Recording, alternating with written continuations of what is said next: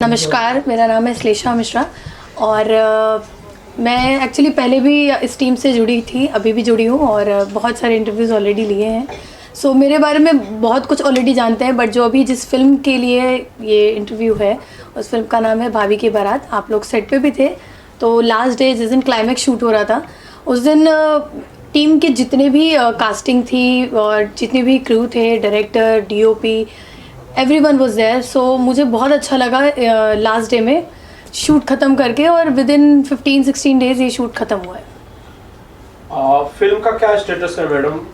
Floor पे है, कब तक इसका पोस्ट प्रोडक्शन पूरा हो जाएगा और फिल्म लोगों के बीच कब तक आएगी?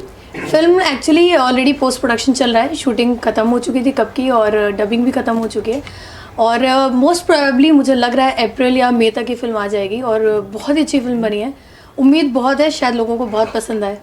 नाम बड़ा यूनिक है, मैंने दोस्तों की शादियों के बारे में सुना, आज मेरे यार की शादी है।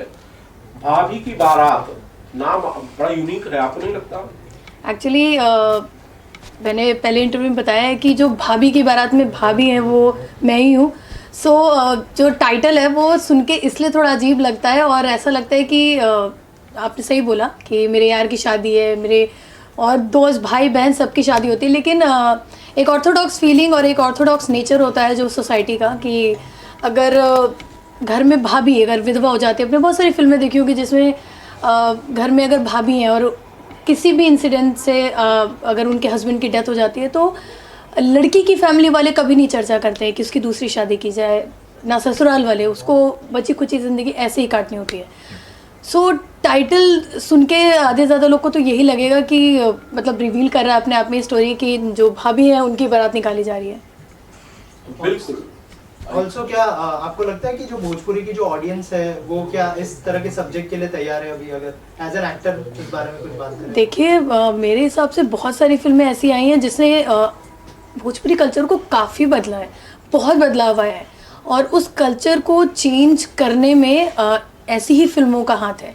आप देखते जाएंगे कि जो पहले ट्रेंड था भोजपुरी का वो चेंज होकर अब एक ऐसे लेवल पे हुआ है जहाँ पे औरतों को सम्मान मिलना शुरू हुआ है, औरतों पे फिल्में बनना चालू हुई हैं, एक वुमेन ओरिएंटेड फिल्म अब आने लगी है भोजपुरी में। तो शायद भाभी की बारात ये टॉपिक से जो महिलाएं हैं, अगर आप देखोगे तो भोजपुरी और हिंदी सीरियल्स वगैरह सबकी जो जनता है वो फीमेल्स ही हैं, मेल नहीं है, तो डेफिनेटली सपोर्ट तो सब करेंगे, क्योंकि एक फिल्म से इंसान की मेंटालिटी चेंज होती है, और जब मेंटालिटी चेंज होती है तो वो बदलाव आपको सोसाइटी में भी दिखता है। वहाँ पर वो बड़े भाई की शादी की तैयारी करते हैं, तो आपको लगता है कि लोग कनेक्ट कर पाएंगे, और जिस तरह से उस समय लोगों का थॉट प्रोसेस चेंज हो गया था, अब भी वापस से मतलब भोजपुरी सिनेमा में एक नया बदलाव है? जी, जो आपने फिल्म का रेफरेंस दिया है वो बहुत ही प्यारी फिल्म थी, और वो कितने साल पहले बनी थी और काफ़ी चर्चा में रही थी और लगातार सिनेमाघर में लगी हुई थी फिल्म, लेकिन इस फिल्म का उस फिल्म से उतना कनेक्शन नहीं है। अगर मैं जो मेन उसका क्या बोलते हैं, नॉट गेटिंग द वर्ड, जो मेन सस्पेंस है अगर वो मैंने आपको रख दिया सामने, तो आपको तो पता है कि उसमें तो भाई, जो बड़े भाई उनसे शादी होती है, लेकिन उस फैमिली के अंदर जो पहले हो चुका है, जैसे जो हमारी फिल्म है भाभी की बारात, उसमें जो मेरी सास होती हैं वो पहले से ही विधवा होती हैं। जो स्टोरी है ना वो किसी एक की नहीं है, इसमें जुड़े सारे फैमिली मेम्बर की स्टोरी है और सबकी अपनी इंडिविजुअल जर्नी है। तो बजाय घर के ही रिश्ते में किसी को जोड़ने से वो परिवार ने भाभी के बारे में क्या सोचा, ये फिल्म देख के आपको पता चलेगा। मैडम, फिल्म थिएटर के लिए है या फिर टेलीविजन के लिए है? As far as I know, जो कैमरा हमारा यूज़ हुआ है वो थिएट्रिकल कैमरा है, एरी, एंड जब आप ऐसे कैमरे से शूट करते हैं तो उसके होप होते हैं कि वो बड़े स्क्रीन पर रिलीज़ की जाए, और मेरी तो उम्मीद यही है कि बड़े स्क्रीन पे हो, बिकॉज अब तक जितनी मैंने फिल्में की हैं वो बड़े स्क्रीन पर नहीं आई है, डिजिटल प्लेटफॉर्म पे, OTT पे ऐसे आई हैं। सो मेरे लिए भोजपुरी की, हिंदी और गुजराती वगैरह वो सब आई हैं, बट भोजपुरी की नहीं आई है, तो मेरी उम्मीद पूरी है कि प्लीज़ ऐसा हो कि ये थिएटर में रिलीज़ हो, क्योंकि थिएटर में अगर आती है तो होपफुली ये थोड़ा सा चेंज आएगा, वुमेन्स को और एम्पावरमेंट मिलेगा इससे। बताइए कि आप कहाँ से आती हैं श्लेषा मिश्रा, और फिल्मों में जो है वो एक्टिंग कैसे? It's been a very long journey. मैंने कभी शायद शेयर भी नहीं किया, किसी इंटरव्यू में नहीं बोला है।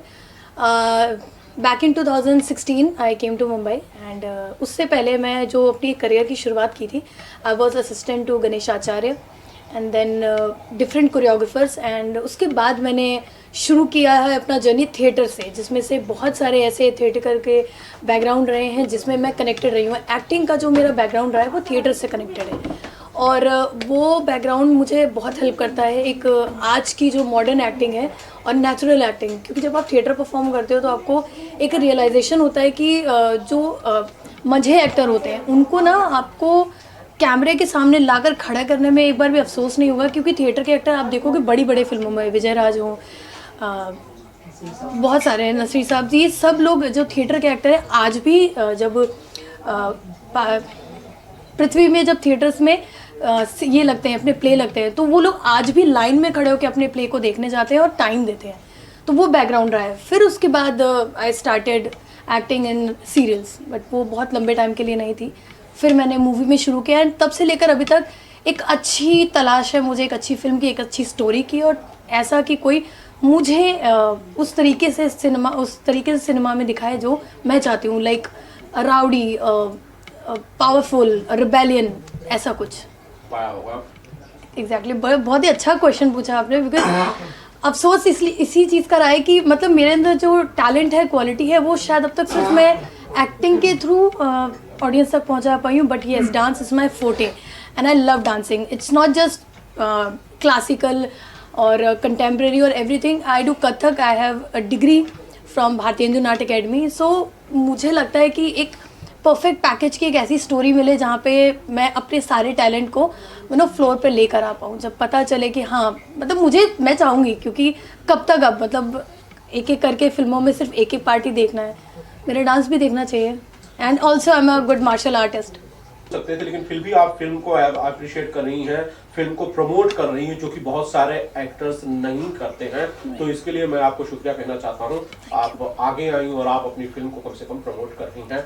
आप पास्ट में थोड़ा सा पीछे जाएं तो भोजपुरी सिनेमा में आपने किन किन लोगों के साथ काम किया, श्लेषा जी? ओके, तो जब मैंने अपना करियर स्टार्ट किया था वो मैंने किया था चिंटू पांडे जी के साथ, सजन रे झूठ मत बोलो, जो हाल ही 2023 में रिलीज़ हुई है जियो सिनेमास पे। उसके बाद मैंने लंदन में शूट किया था रितेश पांडे जी के साथ। वो फिल्म आने वाली थी लास्ट ईयर ही, but somehow it stuck in between, और होपफुली वो मार्च में रिलीज़ हुई है। तो बहुत चर्चा में रही है लव कनेक्शन 2, जिसके मेरे को एक्टर थे मेरे ऑपोजिट रवि त्रिपाठी जी, और वो फिल्म रिलीज़ हुई थी लास्ट ईयर ही। वो भी रिलीज़ हुई थी एंटरटेन रंगीला पे, बहुत ही सुपरहिट फिल्म रही थी, स्टोरी भी बहुत कमाल की रही थी।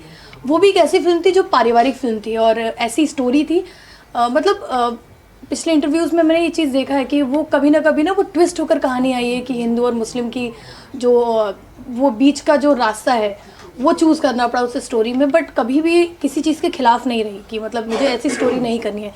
सेम भाभी की बारात में भी यही है कि मुझे जब स्टोरी सुनने में आती है तो लगता है कि यार मतलब मुझे चैलेंजिंग रोल मिलने चाहिए, जहाँ पे मैं ये ना सोचूं कि मैं इतना कठिन नहीं कर पाऊंगी, मुझे और क्या चैलेंजिंग मिल सकता है। श्लेषा मैम, इसके बाद और कौन सी फिल्में हैं जो अपकमिंग है, ऑन फ्लोर है? फर्स्ट मेरी जो भी लाइनअप है that is love connection 2, and similar on the same time I guess आएगी अतीत एक प्रेम कथा, जो रितेश पांडे जी के साथ की है, जल्दी आने वाली। बिकॉज मार्च एंड में मुझे अब तक जो डेट मिली है वो यही मिली है कि मार्च में दोनों फिल्में आने वाली हैं। उसके साथ ही साथ मुझे लगता है नेक्स्ट मंथ तक भाभी की बारात आ जाएगी। एंड ऑल्सो मैं 2-3 अच्छे प्रोजेक्ट करने जा रही हूँ जिसको मैं अभी नहीं बताना चाहूँगी, बिकॉज मेरे साथ एक सुपरस्टिशियस मेरा माइंडसेट है। अगर मैं कुछ बड़ी चीज़ें बता देती हूँ समहाउ वो नहीं होती है। लास्ट इंटरव्यू में मैंने इंस्पेक्टर विनाश के बारे में बताया था और somehow I got out of it. So अभी लग रहा है कि मैं नहीं बताऊंगी, मैं उसके लिए भी एक स्पेशल इंटरव्यू रखूंगी और मैं बताऊंगी, ये रिलीज़ पे भी हो सकता है। And thank you all the people you have, actually आपके थ्रू मैं अपने फैंस तक पहुंच पाई हूँ, बहुत सारे अपने सिनेमा से जुड़े लोगों तक पहुंच पाई हूँ। सो मेरा मेजर थैंक्स आपको है, पूजा जी को, प्लीज़ आपका नाम बोलिए। दिलीप जी, जितेंद्र जी, आप? किशन पांडे, राकेश, आनंद। सो आप सभी लोग को thank you so much and अपना कीमती टाइम देने के लिए। और पूजा जी हमेशा सपोर्टिव रही हैं, बिकॉज कभी भी मैंने उनको किसी चीज़ के लिए बोला है she was always like okay just give me the time. So thank you Pooja, I will always remember you. मैं अगर ऊंचाई पे भी पहुंचूंगी ना तो मैं चाहूँगी कि you will be always my, always love you.